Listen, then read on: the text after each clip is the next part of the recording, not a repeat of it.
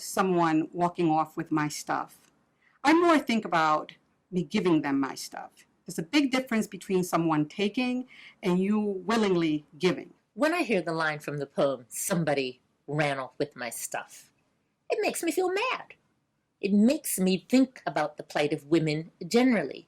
We're always getting, half of what we need to get. We get 70 cents on the dollar.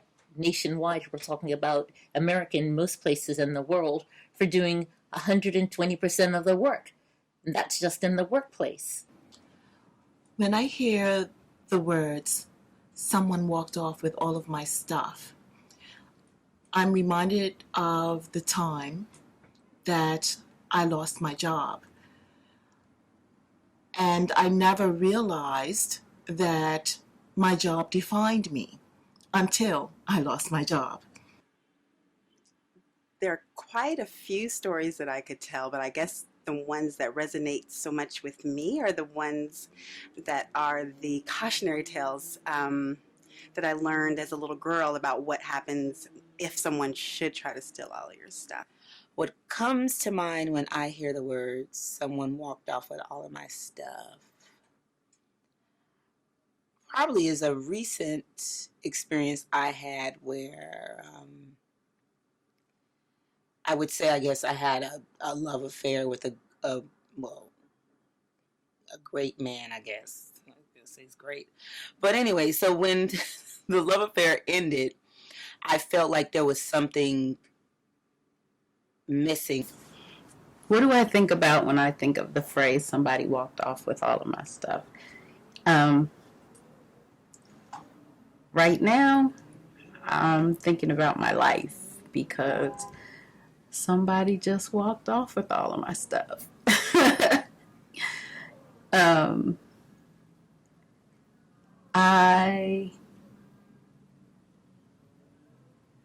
That's how it feels. And I know you can't really, people can't walk off with anything you didn't give them, but I did give it willingly. I've always got people around me who care for me and who love me. And even when people come to take my stuff, they can't have it because there's enough of me to hold on to it, but there's enough around me to help me hold on to the stuff that I need to keep for myself. The first story that I can tell about that is as a little girl. I lived in Honduras for the first 9 years of my life, and I lived in a Black community, Garifuna, to be quite detailed about it. And everyone looked like me, talked like me, sounded like me, everything.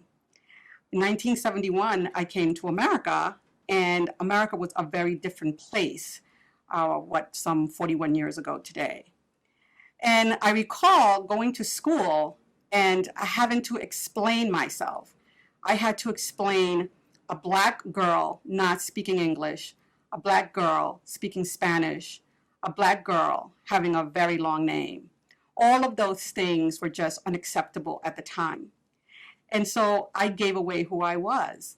I allowed a teacher to shorten my name, and I stopped speaking Spanish and learned English really, really quickly so that I could be identified as the same as my classmates.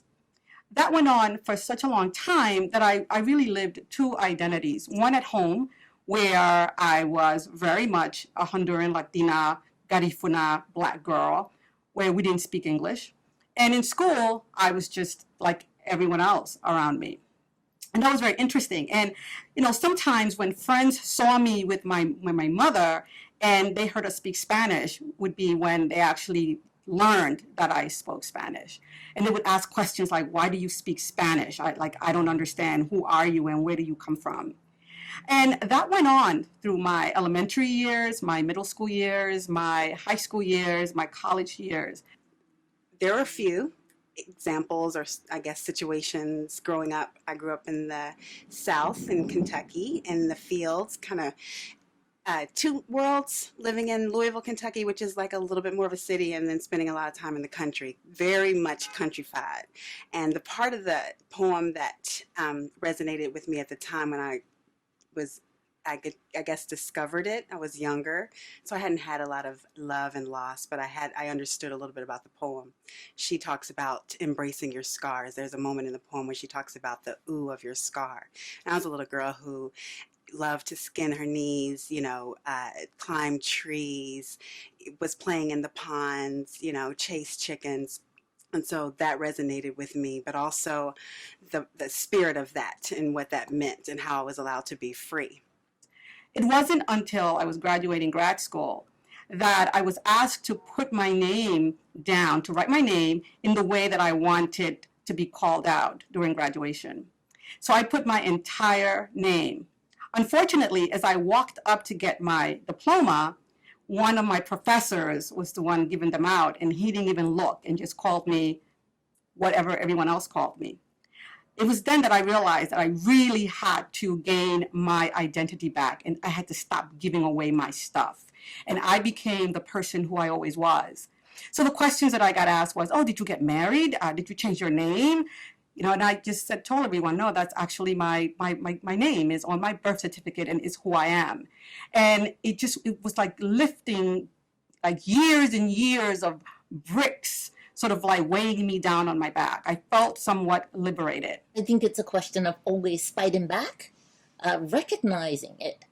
But also, like in the poem, we give a certain amount of our power away when we're in relationships. And I think I certainly did that. And a line that truly resonates with me is where she says something about dangling on a string our personal self. And we do that. And it's just a lesson in about, how we need to pay attention more, how we need to, as women,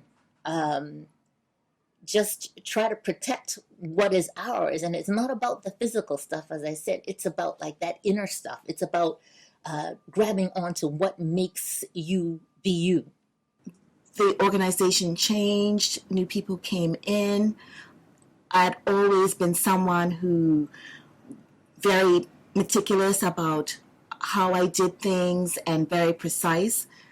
And suddenly all of that didn't seem to matter.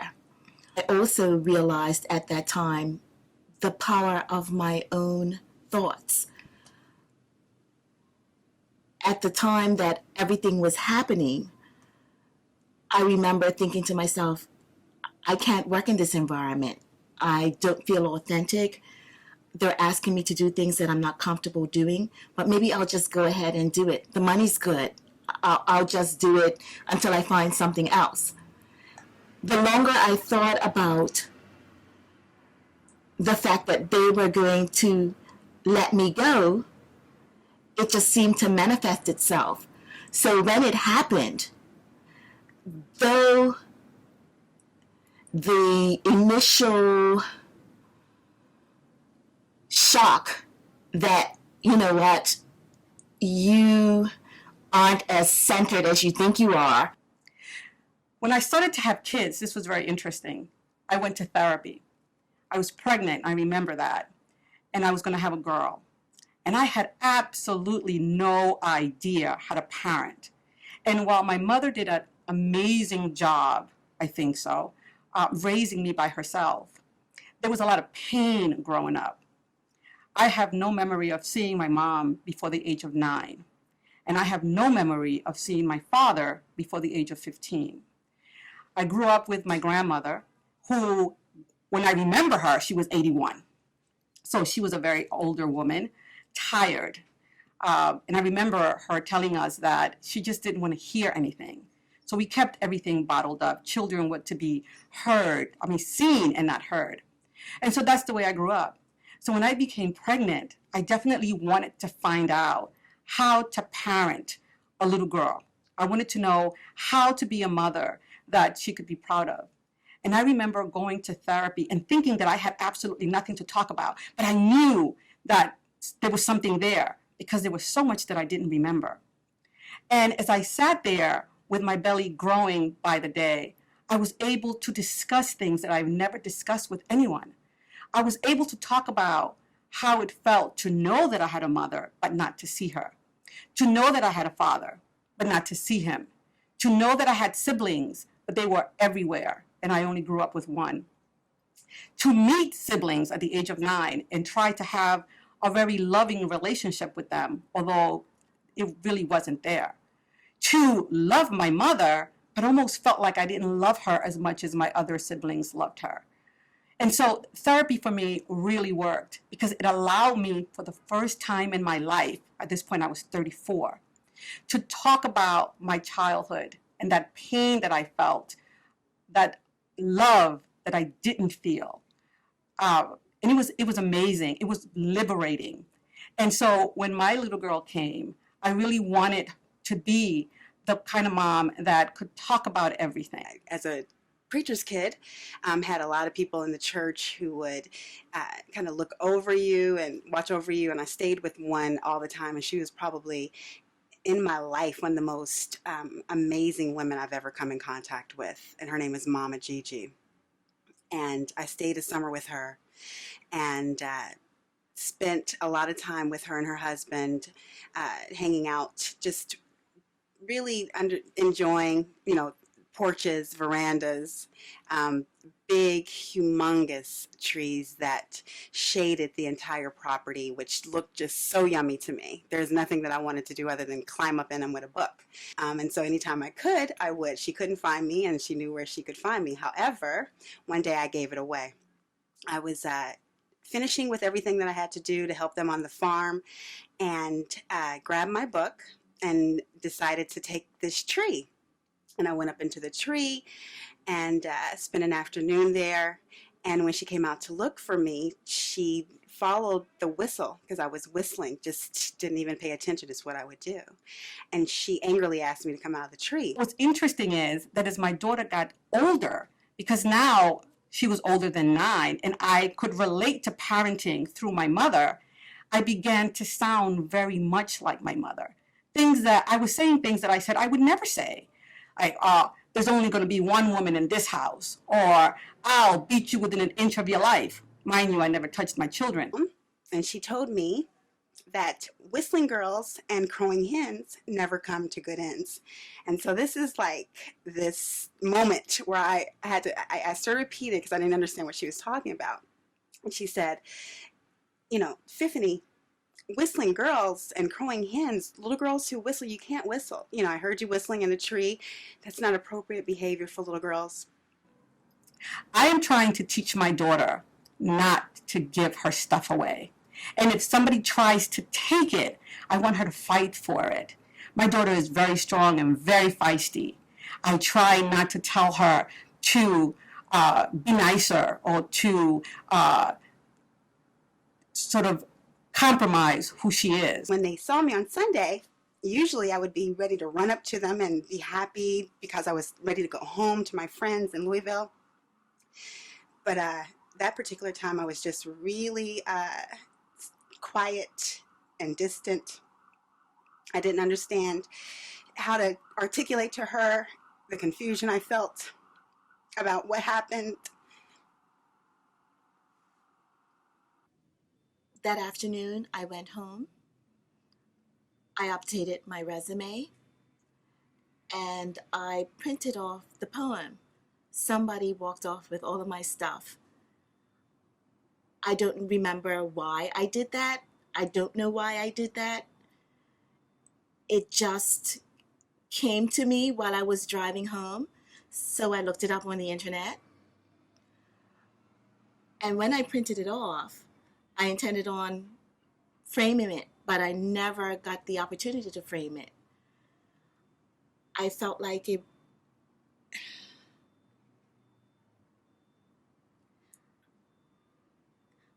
While I think I was claiming it, I didn't really want to. I didn't want to be defined by the external things like a job and the money that I made and having nice things. I realized that I wanted to be defined by the people in my life and the value that I give to them. I try to get her to listen to herself and to listen to people. but I always want her to keep her position or give it up when she feels she's fought strongly enough for it or that it is time to give it up. And that's very difficult because at times she challenges me and I don't like to be challenged. But I know that it'll make her a better adult, a better person. When you're a little girl, and I guess being that overwhelmed younger was even more powerful than it is when you're older and you still feel that feeling. So I asked my mom, why didn't she tell me? You know, she was like, tell me what? I said, why didn't you tell me that all along that little girls aren't supposed to do certain things, like whistle? She was like, who told you you can't whistle? I said, well, Mama Gigi told me little girls and, you know, crowing hens, little girls, whistling girls and crowing hens never come to good ends. And she was like, girl, Mama Gigi doesn't know what she's talking about. She's from another era. That is what she was raised to believe. But I'm your mama, and I'm telling you, you can whistle as loud as you want and whenever you want. My son is a very, very nice little boy. I remember one time I told him that if he didn't behave himself or if he didn't do something, that I was going to let him have it. And with bright eyes, he said to me, Mommy, what aren't you going to let me have? And I just looked at him and I realized that he had no idea what I was talking about, that he had no idea that what I was going to let him have was going to be something that was going to be negative. He thought that I was going to give him something great because this is the kind of sort of atmosphere, the kind of place he had grown up in. And so I was kind of proud of that. I was kind of proud of the fact that my son wasn't going to be carrying a lot of heavy baggage. He wasn't going to be loaded down with what I was loaded down with, or with what my husband is loaded down with, or how Black children are treated in society. That my son was going to consider himself a regular old 9, 11, 12, 15-year-old, and that he was going to go out into the world being that person. That entire 2-hour ride home, talking with my mom and my dad about what little girls could do and what license we did have and how there was no secret that I wasn't privy to that had this list of what little girls couldn't do, that I would make that list, was probably the most definitive moment for me, because I think it prepared me for all the other instances that I was going to face and that I have faced, where people would try to tell me what I couldn't do or how I would be limited or what they expected of me, and they did not know me or what I could achieve. And so I'm very grateful for Mama Gigi and my mother for that moment when I learned that little girls could whistle. And I still do. And I think that that's what resonates to me. That moment of having this church mother, not on purpose try to take something from me, but she took something from me temporarily those days when I was very confused. And she tried to walk all off with my stuff in that moment. But it was my mother who kind of framed everything and let me know that when people try to do that, that they're not allowed to. I started on, I guess, a quest of just finding out or rediscovering, actually, who I really was, where my value really lies, where my true connections are, and what I can bring to those people around me that is authentically me. It was a 1.5-year process. I decided what type of career I wanted to have, how I wanted to go about that, what I was going to settle for and what I wasn't going to settle for. I think the part about it is understanding that Mama Gigi did not mean any harm. She actually did an incredible job of preparing me and setting me up for many more scenarios that I would face, whether it's a little brown girl growing up into an adult Black woman, where I would be told or kind of pushed into situations based on what other people thought you should do, or how other people think you should be, or how you should behave, in that sense of whistling girls and crowing hens never come to good ends. I find that I've picked up that message, not the limiting part from Mama Gigi, but the strengthening part that I got from my mom. When we give away our stuff, we have to be really careful of what it is we're giving away, because we're giving it away generationally. The things that I gave away affected my daughter and affected my son. And the things that I took back were things that they could also be proud of. My daughter carries her name. My daughter understands that she's a proud Garifuna Black Latina. My son understands the same thing. I remember being one day, we were at a rally of some sort in East Harlem. That's where we lived most of our time. And there was some people who were speaking, and they started talking about that we as African Americans see ourselves as this or that or the other. And I actually remember moving away. I stepped away. And he said to me, "Why don't you come over here with us, Lizette? Like, move over." And I remember saying to him that he didn't include me in his group. And he said, "No." I said, "African Americans." And I said, "I'm not African American. An African American refers to somebody who is of African descent living in America, born in America." That's how I defined it. And he said, "So what are you?" I said, "Well, I'm foremost, I'm Black." I said, and specifically, I am Garifuna and I am Latina. I said, "So if you want to include me in that conversation, you could just say Black people. That includes absolutely everyone who looks like me."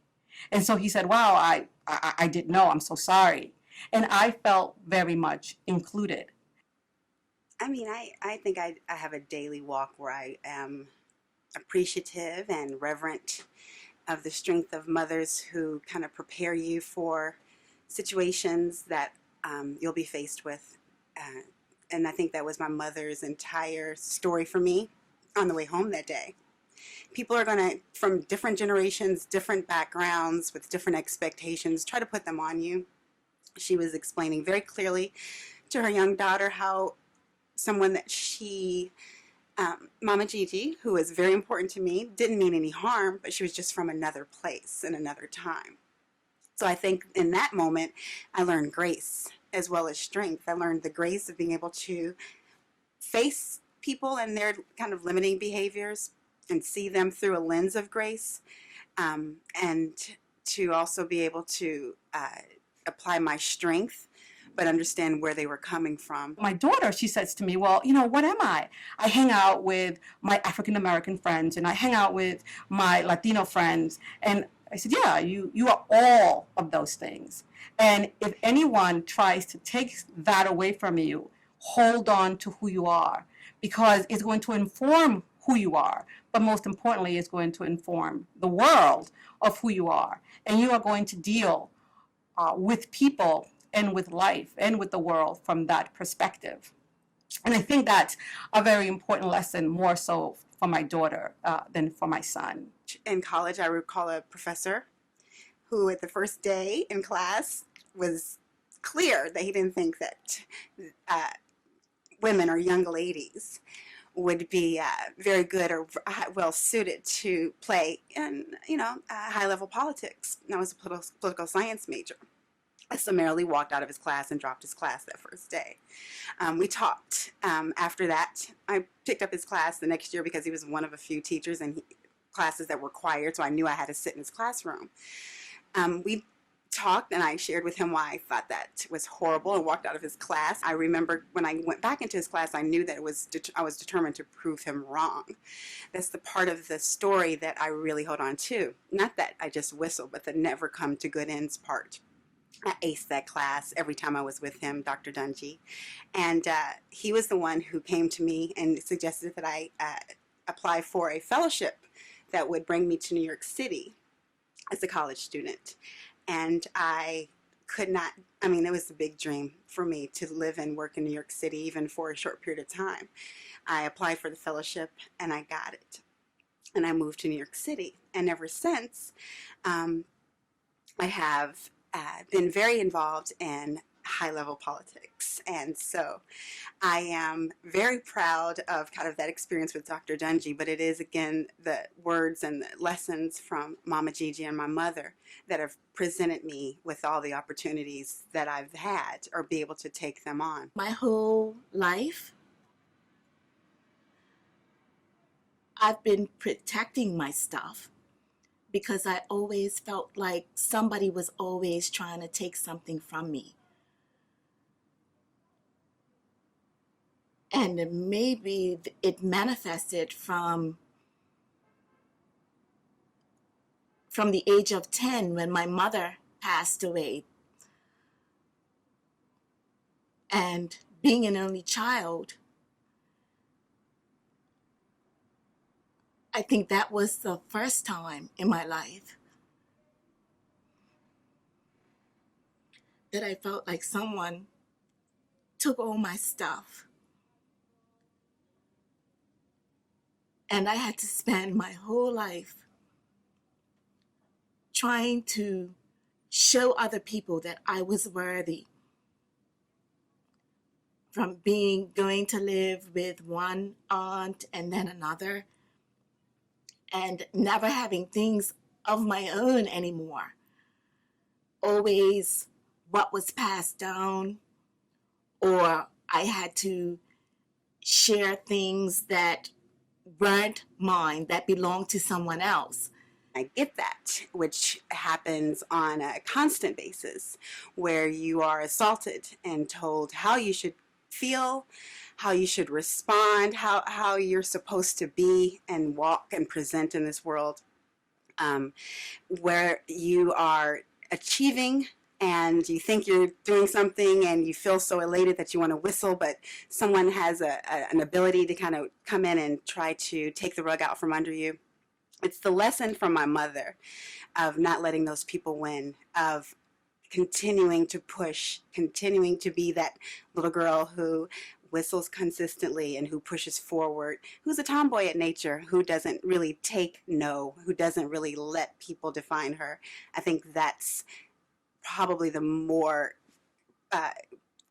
compelling piece about my experience and this wonderful work and how I've related to it. It's a daily walk, and I am constantly giving thanks to my mother and Mama Gigi and the many other mothers that I've had over the years who've made sure that I would remain whole and that I would be able to continue to whistle.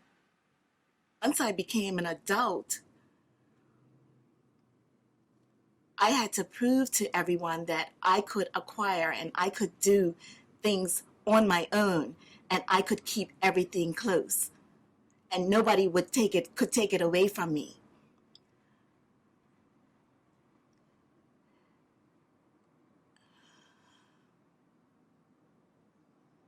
So when I lost my job,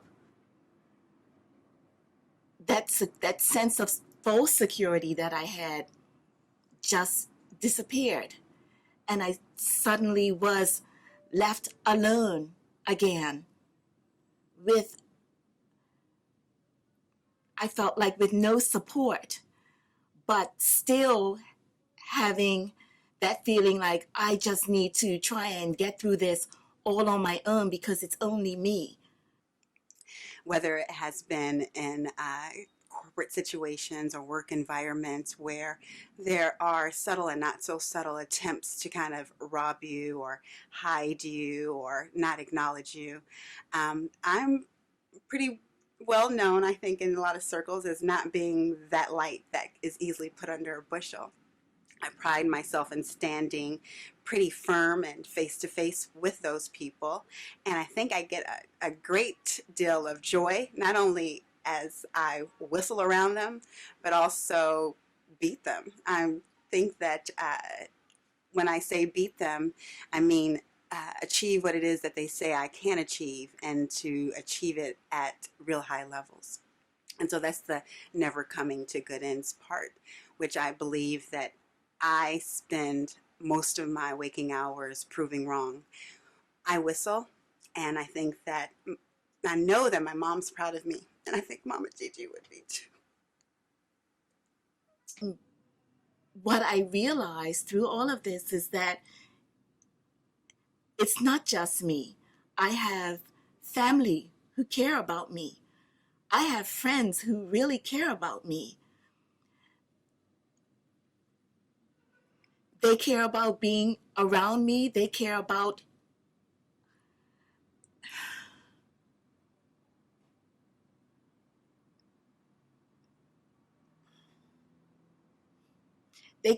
me being in their lives.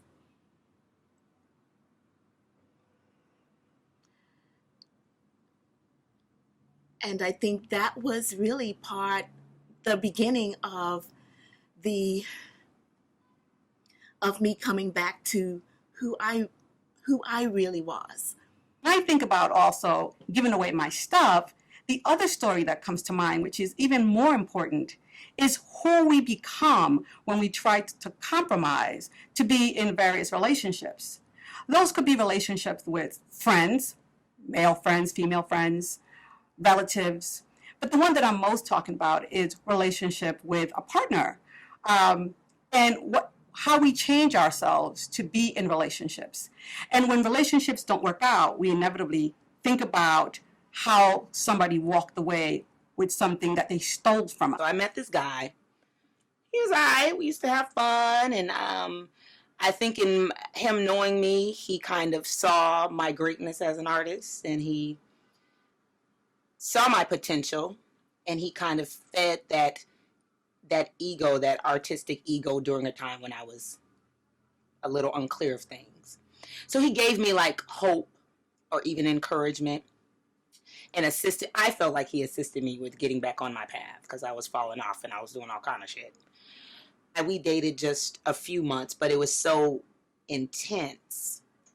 It was so like together every day, revealing things about our lives together and just coming to like emotional and spiritual realizations about shit. And so we were so intensely involved for a few months. It gave me this hope about potentially being with this person long term, because, you know, as a woman that still has, despite being an artist and very focused on my career, I still have at the end of the tunnel, I still have, Kimberly, I want a husband with some children. So when a man comes into your life, and I feel like this, when a man comes into my life and he has this like devout interest in me, like he's so into me, and then we have these conversations, we're on the phone all night like we're fucking in high school, and it gives me this hope that this will be my life partner. So over these few months I envisioned him as that. He did not commit to being that or ever bring up wanting to be that, but his actions made me feel like he was going to be that to me. But when we think about it, no one has stolen anything from us. We gave it away. We give away a part of ourselves in order to be liked. We give away a part of ourselves in order to fit in. We give away a part of ourselves in order not to seem too much of this or too much of that. The problem with that is that when you walk into a relationship being one person, you really have to remain that person. You have to continue to be that person during that whole relationship. I mean, you guys, the two of you can evolve together, but a different person cannot show up 2 years later because now you feel confident enough to be who you are, because that will be the end of that relationship. I was in a relationship for a year and a half. Initially, things were really good. We were getting on fairly well. He was really interested in me, and I had some reservations. I just thought we were so different. And I was more focused on us being friends and keeping a friendship going than entering into a relationship that just didn't work out and we're just not friends anymore. But he kept pursuing me, said basically all the right things, and eventually won me over. The personal story for me, when I've reflected on the poem recently, is that I've recently been through a divorce, and I said, damn, I just lived that, you know? My former spouse literally went away with most of my stuff.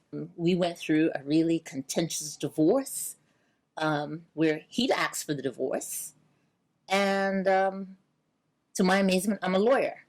The court tells me that I'm going to have to part with half of my stuff, half of my assets, half of the home that I bought myself before we got married.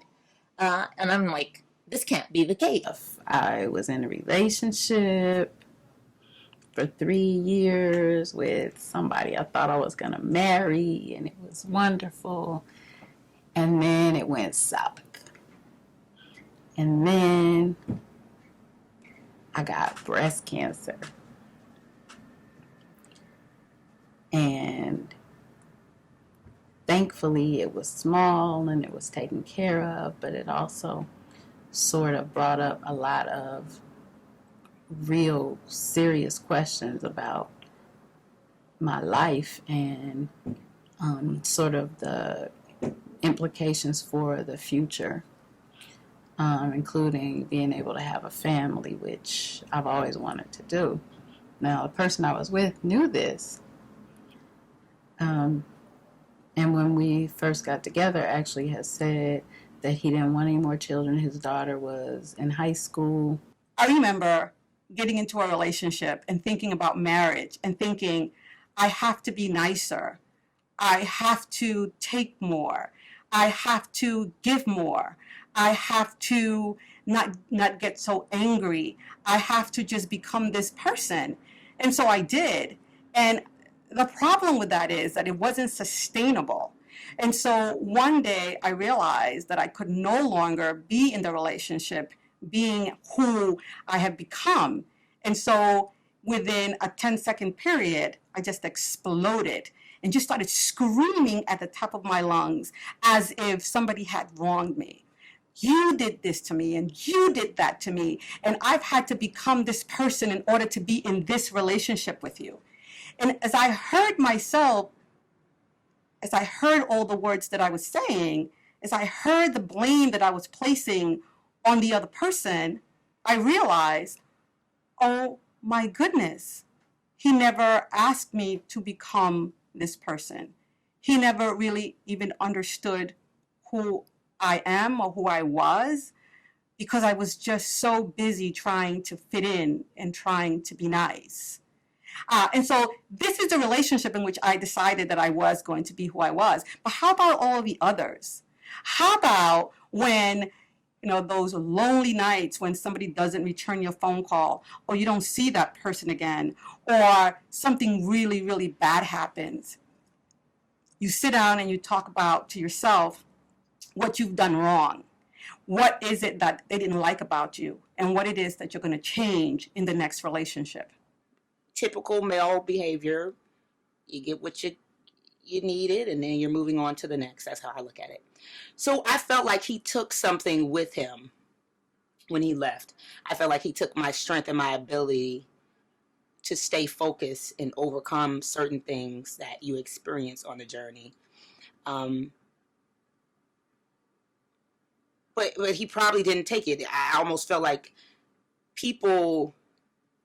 you allow people to do things to you, or you allow people to take your shit. So I'm feeling like I gave him the ability to take whatever I felt he brought to the relationship that we had. But when I began to reflect on my life and the amazing things I've been able to accomplish and overcome and whatever else, I realized that I've always had it within me, and that no man could ever come into my life and I feel like they build me up and then they take something that I've always had in me. So, but when you're mourning a lost love affair, you start convincing yourself of shit that really does not exist. And he didn't take anything, even though I felt he did. I always had what I needed at that point in my life within me. Maybe he was just a piece of my journey that needed to remind me of it. But then when the love and sex get involved, it taints shit. I told him on our first date, well, it was nice meeting you. It was a great date. I would love to get to know you better, but that doesn't work for me. That's something that I'm very serious about, having a family. And then he said, oh, no. No, in the perfect situation, I would definitely consider it. And my first thought was, well, I'm not perfect and there is no perfect situation. But I thought clearly this person doesn't mean perfect when they say perfect. Well, come to find out, that's what they thought. And I I guess from that first day, I started handing over stuff because instead of walking away, I continued down that road and got my heart involved, deeply involved, and in short order, really put all of my eggs in that basket. The first half of our relationship, I spent a lot of time at home. We met in the wintertime. So I was home much more, doing less and spending a lot more time with him. As the months went on and springtime was about to come in, I was slated to put up a public art installation in the Bronx. As such, my time shifted. So I started focusing more on studio time and really trying to get this work done. And he was here with me in my home studio a lot, really being supportive again and helping me out. But eventually, again, as time went on, more and more, I started to notice a slight shift. If I went out with friends, he wouldn't necessarily say anything initially, but eventually, if we had a conversation about something else, that outing with a friend would become a topic. It's like I spent that much time with this person, or I did this, or I did that. I began to feel like this is not going to work for me. The one thing I know about myself is that I need a certain amount of freedom and distance in a relationship, and I need my partner to have that same self assuredness that we can be a couple in a unit and together, but still find time to be in our work or our friends and our relationships that we had prior to the relationship. And I thought that we had that as an understanding, but the longer we spent together, that began to shift for him. I don't know why he walked off with it.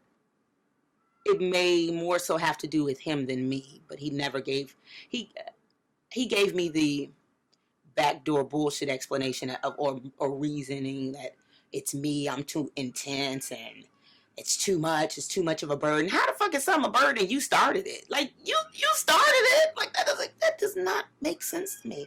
How can you say it's too much of a burden, but you started it? You started the talking on the phone every day. You started being with you every day. So when that stops, wouldn't someone naturally be like, well, what's the problem? But I'm putting pressure on you. But you started the shit. It wouldn't have happened if you hadn't allowed it, right? But his reasoning was it's too much pressure, too much stress. It's too much for me right now in my life. You're full of shit. No, it ain't.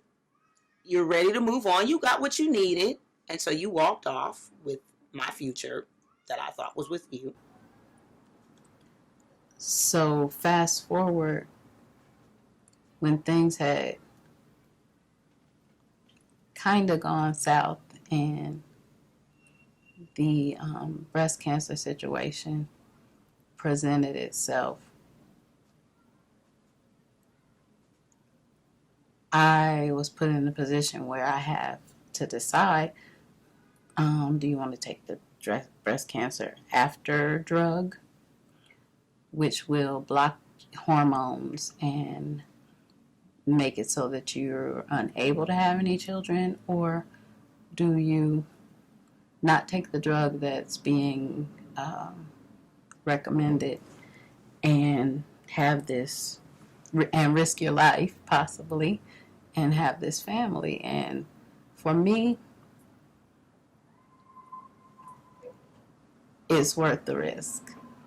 So then when he decides like, girl, I have no more interest in you. And then he just walks off with what I hoped would be my future with this guy. And I still held on to it for some time after we dated. I still held on to the fact that, okay, he's going to come back. We're going to be back to hanging out all the time and talking on the phone and whatever. But that's like bullshit. It may never happen. It won't. Actually, as I'm thinking about it, shit ain't gonna happen. And do I want it to with him? Hell to the no. But at a time in my life where I felt I needed a companion, and he was what I thought I wanted, and he gave me hope for something with him long term. But then he just walked off with it. Fuck him. He reminded me, hindsight is 2020. He reminded me of something that I was I never forgot about it, but I think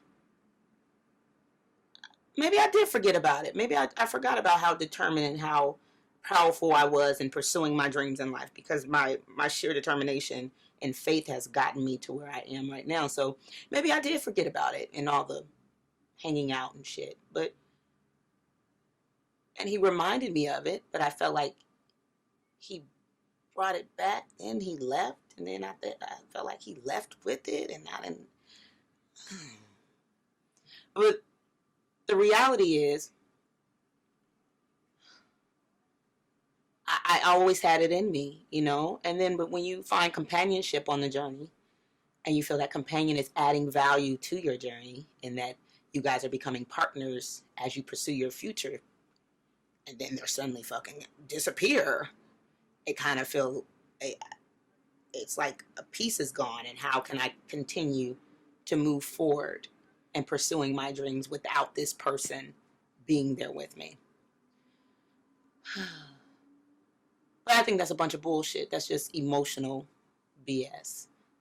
That's not reality. The reality is everything you've always needed in life you were born with, and no one can come in and give it to you or take it away. So him walking off with my stuff, almost walking out with my stuff, he really didn't. I had to have given it to him, right? I found out for sure that he was a cheat, a liar and a cheat. I told him when I met him, unfortunately, I've ran into too many of those in my life. Seems to be a recurring theme. And he said something to me that probably is what made me love him in the beginning. He said, "You may not know what I'm doing, but you'll always know what I'm not doing." And he was real serious about that, because he had been lied to and cheated on as well. And he just swore that he would never do that. So when I found out for sure that he had lied and cheated,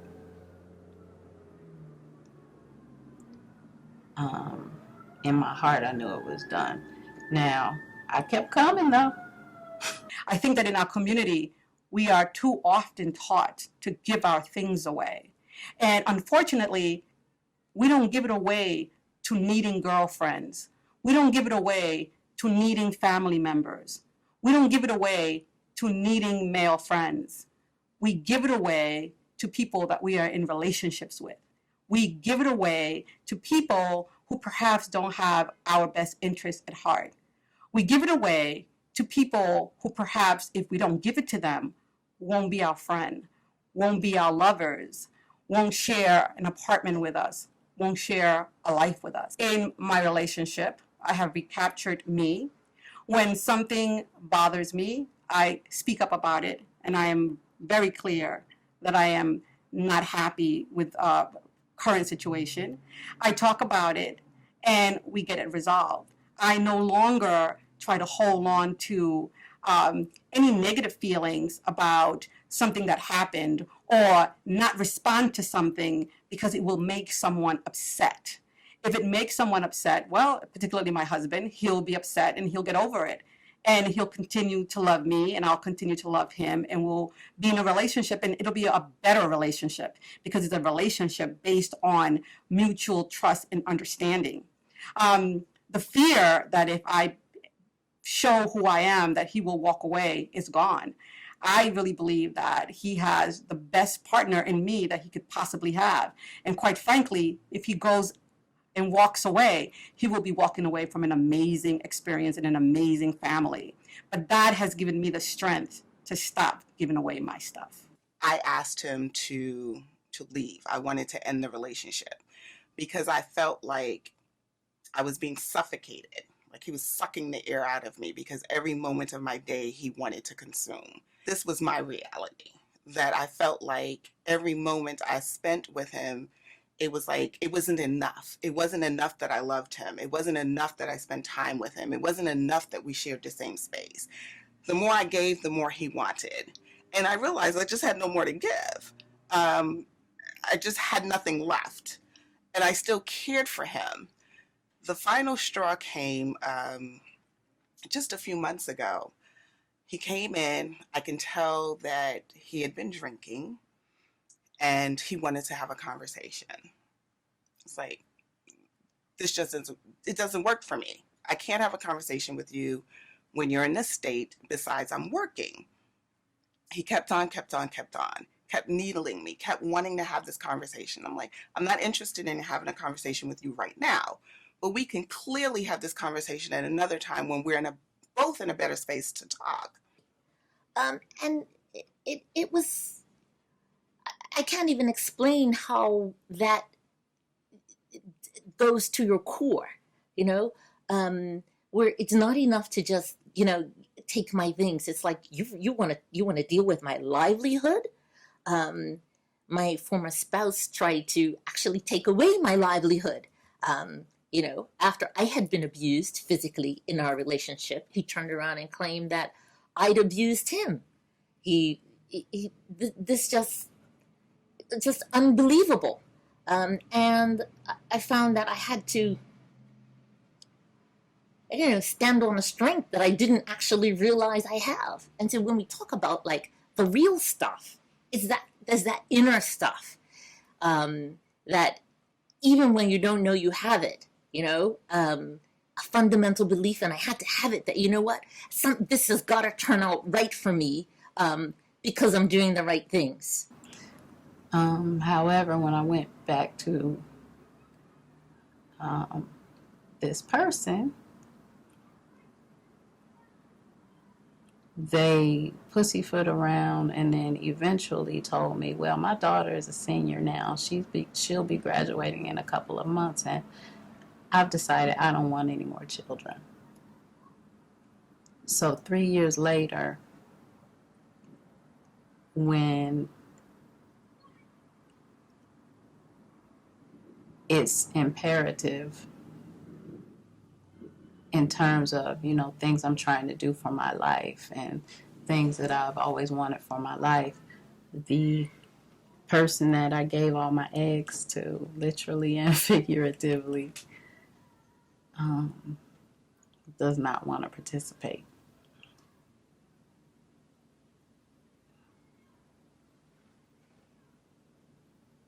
So that's my stuff, and somebody just walked off with all of it. I gave it away though, and we'll see what happens, I guess. What happens is you expect the person that you're married to, you married them for a reason, that I don't know, fundamentally they love you, and with that comes a certain level of treatment, a certain kind of respect. And for me, it was just absolutely difficult to believe that, you know what, you said you love me, but now you're trying to actually destroy me. I had to get out from there. Nobody wants to be in a place where you feel that your spouse is competing with you, or they don't want the best for you, where there are always questions about your competence. And that's what I was getting. And it made me feel not only undervalued, I felt under siege. And so I was ready to leave it. When we got to the place that, for all intents and purposes, we both wanted. Neither party wanted to, or acted like, toward the end of this relationship, like they wanted to be in it. So the actions after the fact, we come out of the divorce court, and like I said before, the physical stuff, fine, but these continued actions to try to break down my character, to try to disparage my reputation, which included crazy things like writing a letter of complaint to the bar council, letters to every public board that I sat on, with the suggestion that I'm a person of bad character. And of course, people in certain places know this is absolutely a joke. But when you're on the end of that, I was outraged. And it's a kind of thing where you feel like I'm a person who's always in control. So to feel like I am out of control because I don't know how to remedy the situation, that was really taking my stuff. It became verbally abusive. He just kept saying these things to me. And at which point I was like, okay, this has to stop right now. You have to leave tonight. My thing is, you saying these things doesn't take anything away from me, but the fact that you think that you can say them to me in my house, in my space, is not acceptable. So you have to leave. So we can do this in a way that's very easy, or we can do this in a more difficult way where I have to call the police and have you escorted out. Well, that angered him. And this is when it turned into domestic violence, where he grabbed me by my shoulders and my arms and threw me on my bed. And that's a very frightening and oppressive space for me to be in. So I'm tussling with him to let me go, like I'm struggling. And he just like hauls off and hits me in my face several times. So it had to be at least 2 or 3 times. I couldn't even feel it at the moment, but I remember having these thoughts as it was happening. This is not about me. This behavior has nothing to do with me, because I knew in my mind and in my heart that I had done nothing throughout the course of our relationship, nothing in that moment, or I would have never done anything to warrant this behavior from anyone, let alone him.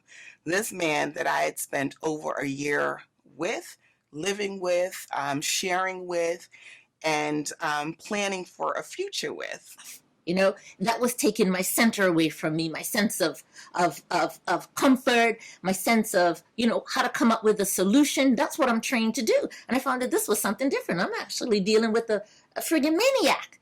And I was mad. I was outraged. And I got to a place where I thought about murder for real.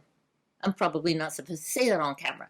But really, I mean, and I thought, you know what? If I see this guy, I'm in my car driving, and he's cycling along, because on my money, that's what he managed to do, right? Ride his pedal bike up and down every day. I would just run over him. And I had to talk about that. And I talked about it to my mother. And, you know, she was kind of like, you know what? This is my baby girl. I'll kill him for you. But we talked about it. And she says, you know what? He's not worth that. He's not worth you spending time. He's not worth your energy that way. He took stuff, and now I was giving him stuff. And I reached that point, you know, and I had to pray about it. I just had to get down on my knees and pray about it and say, God, you know, what will you have me do about this? Felt like his intention with the verbal abuse, and then later on, the physical abuse, was to try to, with each step of it, was to extract something from me. And I was fighting for my stuff. I was fighting that you're not going to take anything from me. You can say all those things and you can do all these things, but I will remain whole. And that was the thing that was really important to me. But even in that, just thinking about the ways in which my level of empathy for him still led me to not calling the police on him, to still take care of him, and to still feel the need to let him leave with his stuff. And it was also very telling when people were saying to me, you should call the police, because what if he's done this before? Or what if he does it again? Because I feel like it is just out of my control. And I'm not accustomed to having things being out of my control. And I think that was the worst thing. And I have to say, you know, my answers in prayer were, I just had to be the most respectful person that I could be, even going through that. And when I said before about doing right or things turning out right, it's like so that everybody walks away as much as possible with their self-respect intact. And I couldn't make that happen I just had to leave things and let them be and decide that I was in control of how I was going to react to things. And when I started clawing back my control, it's like, you know what? I'm not going to answer you. I'm not going to let you rattle me. I'm going to deal with things through proper channels and I had to get a restraining order. Don't contact me. Don't call my name. Don't come to my doorstep. Don't come to my gate. And there's a point at which maybe a person isn't going to respect that, but I know I was doing what I needed to do to get my stuff back. I was a little kid. I was an only child, and I used to see these cartoons where if a tooth was loose, you took a string, you tied the string to your loose tooth, tied it to a doorknob, and then your sister or brother would slam the door and pull the loose tooth out. Well, I didn't have a sibling, so it was always me trying to do this ridiculous thing. The problem is I never could bring myself to slam the door and pull my own tooth. That's how the relationship kind of felt, because when I felt like it was time to go, I couldn't bring myself to pull my own tooth. So you keep going and hoping things will get better and trying to make things get better. And in the meantime, while you're doing all this, you're still giving away more and more of yourself, more pieces of your heart, more of your time, more of your attention, more opportunities to be doing something else. You are giving them away to this person because you're here. So that's some of the stuff that I gave away. That situation was like clearly just a temporary situation on my journey, something that I needed at that time, and it was just that. It was not as deep as I thought it was or hoped for it to be. But it probably was just something to reawaken what I already had in me. And how I came to grips with that was reflecting on my life and my journey and seeing all the amazing things I did for myself, usually by myself as an artist, and that no one was ever just in my ear or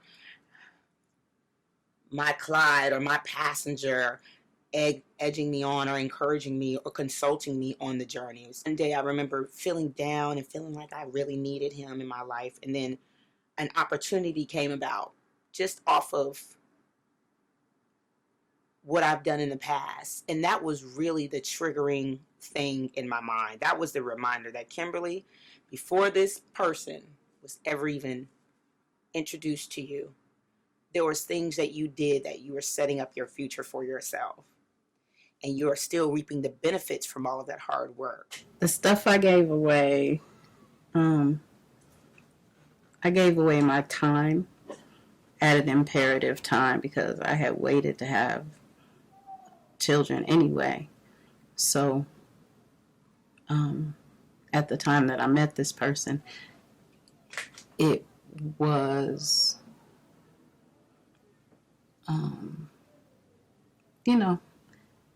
if I'm going to do it, I need to get it popping. It didn't have to be today or tomorrow, but I definitely needed to be cognizant about who I spent my time with. I gave away my power. I think when things started looking a little shaky, instead of walking away, I kept trying to fix it. And I think, I don't think that's a bad thing in general, because I think people do have to be committed to what they're doing. However, I think I saw enough traits and enough behaviors and enough specific situations that anybody would have known, save yourself. There is a point when you go through this kind of experience that you certainly start to distrust yourself, your judgment, your instincts. And I think it's a pattern of where you stop relying on your own intuition. And I think that's like one of the worst things that can happen for a woman, and it certainly happened to me. You start to believe that, you know what, my judgment can't be right at all. I actually assess this person's character, and I still want to believe that, you know what, you're a good person, but you're treating me so badly. Why is this? And at some point, yeah, we do have to take some ownership. And I certainly did have to reach that place. It's like, but I can do that and not let you take that as well. I just started to feel like, can we stay present? Can we stay present for the experience that I'm having? All those things are true, but I can't be responsible for everybody else's stuff, everybody else's baggage, the potential baggage, and the baggages of yesterday. I had to stay present with what was mine.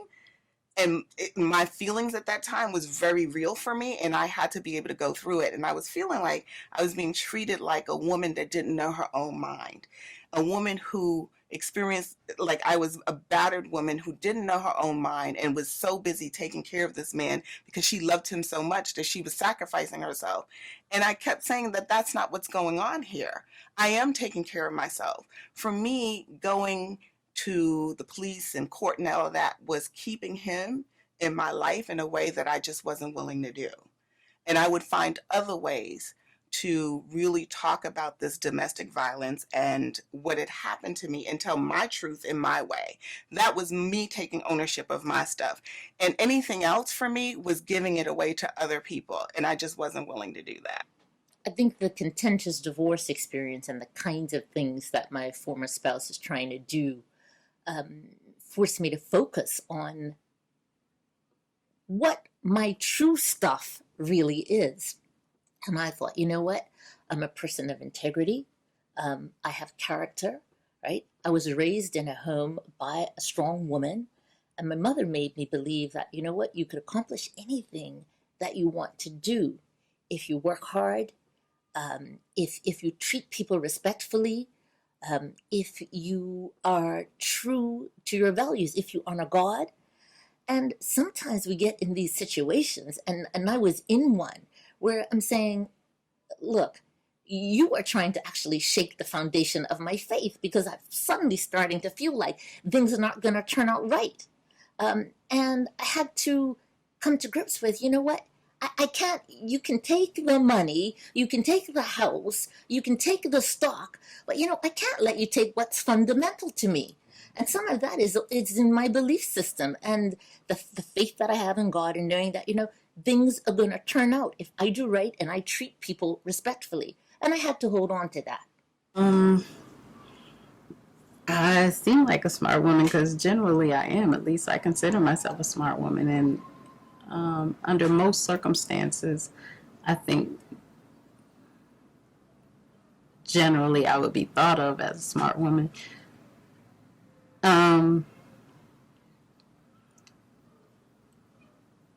Probably there is a contradiction because, it takes a lifetime to become who you are, and you pick up pieces of yourself along the way a lot.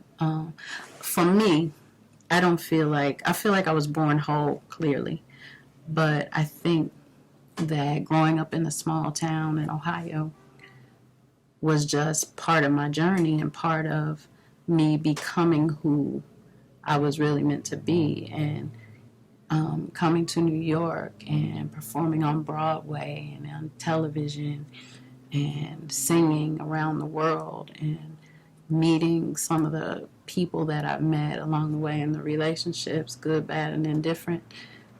You learn things and you pick up things along the way. I know that in every life there comes a point where it's just not about gathering things anymore. It's about giving them out. It is about giving your stuff away to a certain extent, or at least sharing it. Maybe that's a better way to put it. And that's what I was attempting to do. And I think I just, and I'm a really ride or die chick, for lack of a better term. I think I just went ride or die for the wrong person, and probably for the wrong reasons. But this is a reminder that before him, he brought you nothing that you didn't already have in you. Before him, you were still making amazing strides in your music career. And you didn't need anyone in your ear or somebody to consult with or a man to make you feel good or to ride this thing out with you to get to where you've been trying to get to. And that opportunity that I had really reminded me of that. Performing on stages. After him, I performed on big stages way after him that he had nothing, absolutely nothing to do with. One big thing that really triggered in my mind and reminded me of all the amazing things I've been able to accomplish as an artist on the journey as a single artist was getting the opportunity to play at the Bowery Ballroom and open for Alice Smith. And that's been a dream of mine to like perform with this artist. Like, she's inspired me a great deal. So relationships I created and cultivated way before this Negro was even thought of to be in my path.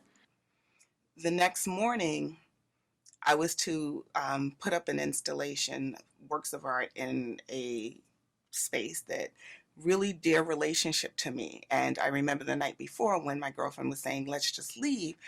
I said, look, I'm working on the final things for this piece, for where it needs to go. I made a commitment. He doesn't get to take that from me. He doesn't get to take my home from me. I also was scheduled to meet an educator at the Museum of the City of New York, and I was very clear he didn't get to take that away from me either. He didn't get to take away my livelihood and my work in that moment. So the next morning I got up to prepare. He was outside, gave him his stuff. I wanted him to leave with his stuff. Long story short, he left. I left with the help of my friends, got out, did what I needed to do. But a couple of weeks later, he started calling again and wanting to meet and talk about the relationship. And when I said that I wasn't interested, he turned into this person I thought the person that committed that awful act towards me that subjected me to domestic violence was someone I didn't know. Well, the person that he turned into over the phone was so vile and violent and angry. I didn't know who I was dealing with. It was not the same person to me that I had spent almost 2 years of my life with. I think in the end, it really isn't just about him. It's about somebody taking all my stuff. It's him. It's stuff that I gave to him, let him take away. It's the stuff that cancer took away.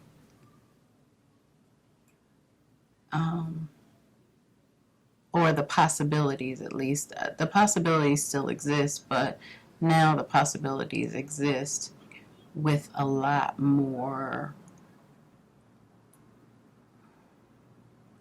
angst. It's not just, I'm just putting off this thing because I'd rather run around the world and be on TV. Now it's like,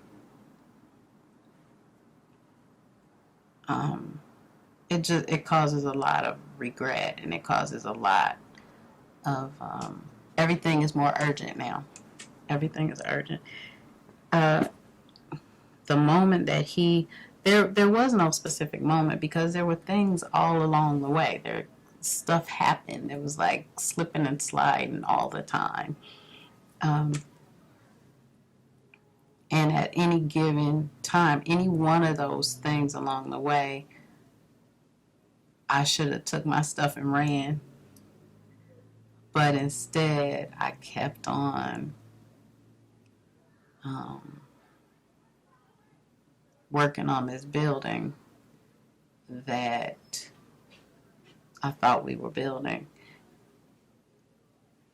and being ride or die, I guess. Being ride or die. That's why that should only exist in songs.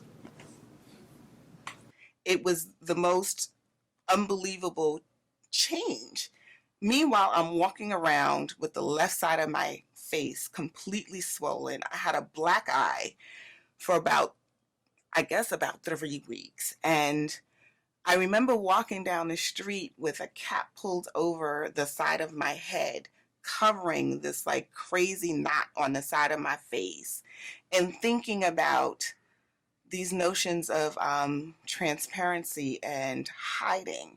And I don't live my life that way in terms of hiding things and not being transparent. So I kept asking myself, who am I protecting in this? Why is this cap over my head? And even when I told the people that were close to me what had happened, I was very clear to use the terms domestic violence and not he hit me. To me, that meant something very different. He hit me meant to me that it was a minor infraction. It was a little fight and we'll get past it. Domestic violence sent a different thing to me. And it also, there was an awakening in all of our consciousness that domestic violence doesn't always look like what we think it looks like. Was it supposed to happen to me? Someone who looked like me, someone who lived the life that I did, someone who worked the places that I worked, someone who knew the people that I knew. Was it supposed to happen to me? Well, it did. And it can happen to everyone. When you're in a marriage, that's just part of the contract that you make. And it's part of the foundation that you are going to be invested in the other person's stuff as well. You know, you care about their outcomes. You want the best for them. But I think my transition here has been, and the reason I'm telling the story, is I had to reach a place where his stuff had to be his stuff, and I needed to reclaim my stuff, my character, my integrity, my belief in God, my firm foundation. And these are the things that I need to have for me as me, irrespective of whether I have a partner, whether I have a spouse, whether I have friends. Those are the fundamental things that are my stuff for me. I've told this story. It's not an easy story to tell because, as I said, I'm a person who's always in control, and you find that you're in a place where you're not. I think the lesson is to embrace that place where you can get your stuff back. Be conscious that, you know, your stuff is absolutely more than the physical. It's the things that go to the core of you. And we have to go beyond every measure. And it's a work in progress, I have to say, to get our stuff back and to keep it. What I've learned from the experience is it's important for you to just live in the moments without expectations. Because when you have expectations of what situations or even relationships will be, sometimes you can be disappointed. So to save yourself the sorrow, the grief, or the feelings like somebody has taken something from you, you should appreciate and enjoy each moment and not beat yourself up too much when it's over. Because, you know, there's seasons and seasons change. When they change, it's okay. So that's what I've learned from that. Like I said, I thought we had a really good relationship. We didn't fight much. We didn't argue much. I grew to love him. I felt safe in a relationship early on, like I said, because he had spent so much time winning me over and doing and saying all the right things. So I felt safe. I trusted him. I gave him my space willingly. I gave him my time. I gave him my love. And I felt like he was returning all of those things. I felt like we were working towards a healthy relationship. Even though we had these differences, I thought we were working within those things. And so imagine my surprise when he started shifting and changing. It was a complete shock to me. I did not know where that was coming from. And there were similar things that I had noticed from past relationships, patterns of behavior. And I think a lot of that has to do with what I do as an artist. Sometimes it becomes very difficult for a person to exist within the space. I got that to a certain degree, but I still felt like if we worked hard enough, we can kind of overcome that. And because he was so talented in his own right, and that was the thing that I fell for. One of the things that I fell for so deeply was his own talent. So I thought that we were evenly matched in that way, that he was secure enough to be in a space with me. I felt betrayed. I was disappointed. But I was never angry, and I'm still not angry. I'm I think again what I felt for him more so than anything was just empathy. I felt sorry for him. I felt sorry for him that he didn't have any words to articulate himself, that that was the way he had to express himself. I really felt bad for him that that was the stuff that he had to leave here and walk around with. That was really a shame. I felt ashamed for him. But my overall feelings were just the feeling of I was hurt, disappointed, and really felt betrayed. I felt betrayed, but just never angry. You, in the end, we really do sometimes give away things that we can't get back. I can't get back my time. I can't get back the heartache. I can't get back my breast. But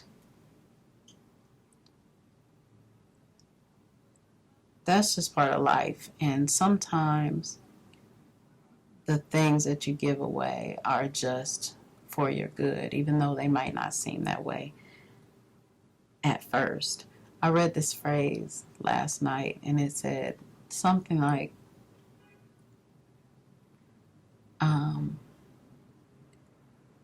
I never lose, because when I get it right,